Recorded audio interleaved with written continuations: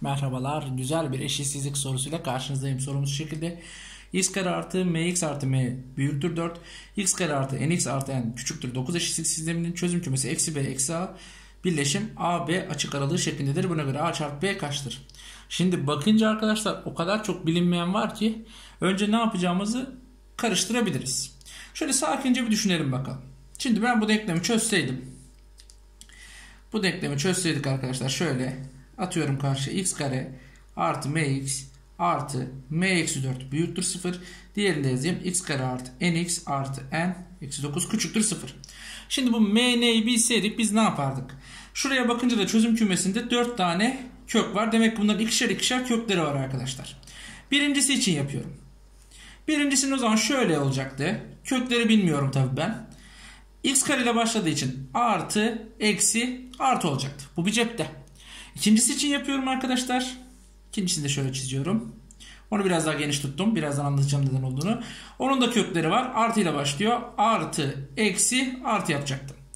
Şimdi dikkat. Arkadaşlar nereye istiyor? Birinci de artılı kısım istiyor, sıfırdan büyük olduğu için. İkinci de sıfırdan küçük olduğu için burayı istiyor.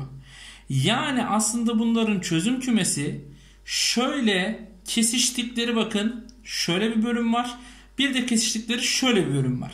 Yani aslında birincinin kökleri arkadaşlar eksi a'ya a, ikincinin kökleri eksi b'ye b olursa istenen şey elde edilmiş oluyor. Çünkü yukarıdakinin artıları aşağıdakinin eksisi istiyorlar arkadaşlar soruda.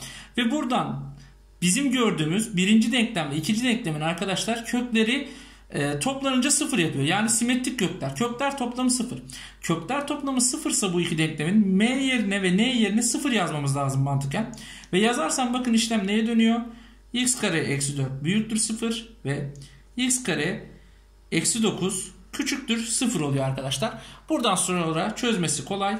Aynı şekilde buradan a 2 çıkar. Şurada kökleri olduğu için. Burada da ikinci denklemin b'leri bu olduğu için, bunun kökleri 3 ve eksi 3 olduğu için b de 3 olur arkadaşlar. Gördüğünüz gibi a2 b3 çarpımları da 6 oldu. Gördüğünüz gibi şunların simetrik kök olduğunu görebilmek, m ve n'nin 0 olduğunu görebilmek birazcık zor olabilir. Umarım anlatabilmişimdir. Bir sonraki videoda görüşünceye kadar kendinize çok iyi bakın.